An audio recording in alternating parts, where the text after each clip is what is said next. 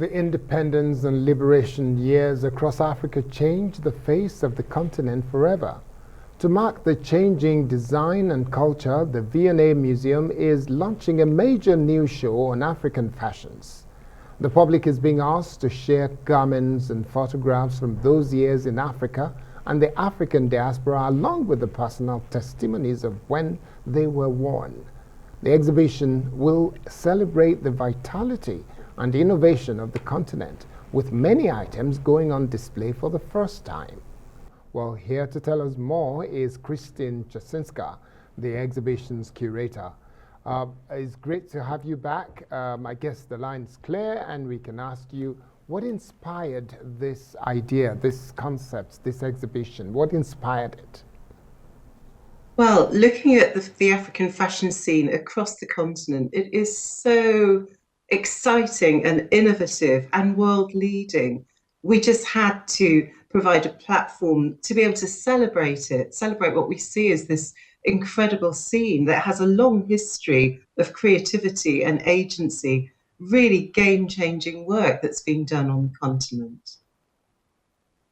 Earlier, Checinska, before we lost contact, how excited I am always when I see my mom's clothes from the 60s. Now, how important were the years of independence and liberation in shaping the modern face of the continent?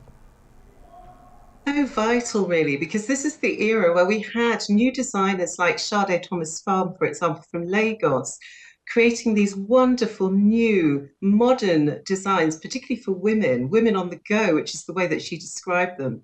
You also had designers like Kofi Ansah, Chris Seydoux, so the vanguard of African designers that got the whole continent engaged in fashion, in modernity and fashion, and then also caught the attention of the international designers overseas, so away from home. So for me, the 1960s especially, it's a foundational era. You see on the screen this wonderful image, it's a little bit later, but this is Al Fadi, Chris Seydoux, really game-changing work that was taking place during the independence era. And we see that as a kind of forerunner for today's fashion. So for example, Imana Yisi, that you can see on the screen now, working in Africa and Paris at the moment, creating fabulous collections, but based on traditional cloths quite often. So these are the things that we really wanted to celebrate.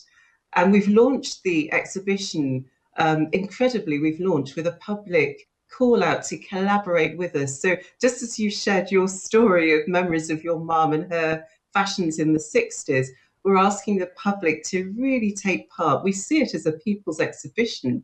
So we want to encourage your viewers to have a peek in their lofts and their attics, their cupboards, and see what they can find that really showcases the fashions of the independence and liberation era.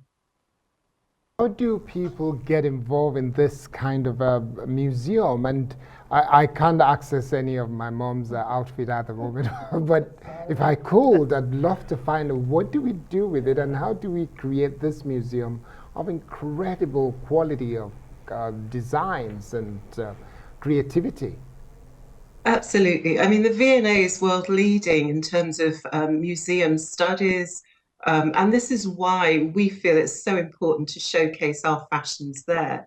So the first thing to do is to go to our website, go to the V&A, and you'll find a list of the sorts of things that we're looking for. And then we'd love you to just simply email us with images of your fashions, with stories from those fashions. And from there, we can work with you on making our selection of items to fit into our exhibition. So it's a simple process that we will kind of hold your hand a little bit as you go through. But absolutely, we want the public to help us to create this exhibition. Yes, indeed. And I'm buying in on that one. Now, tell us, what are the legacies of that period today? Well, I think that what we see in the contemporary fashion designers, and I think just generally at large, is this revitalization and this sense of unbounded creativity that I think is galvanized in the independence era. And we see that coming back again. And with contemporary designers, we see them looking back to traditional fabrics, whether that's kente or adire, or creating new traditions. I'm thinking about designers that like Enkwe that's created the Dakala cloth, So there is this kind of echoing of what happened there, this swell of creativity that we're seeing in contemporary fashion. And I think that that's a kind of a legacy of that vanguard, the 1950s to the 60s designers that we've been looking at on the screen. Just before you go, what are your plans as the museum's inaugural curator of African and African diaspora fashion? Well, my mission really is to widen our holdings, to make sure that our fashions and textiles are fully represented in our archives at the museum. And I want to tell new layered stories about those objects, because for me, museums are about people as well as objects. So I want to be able to tell stories about the objects that we collect. And I want it to really reflect the breadth, the depth, the richness of African fashion and textiles in our holdings. Right, Christine Checinska, I can imagine how exciting it would be for people to rummage through their old collections of their parents, Absolutely. of course. All right, thank you so much for joining us.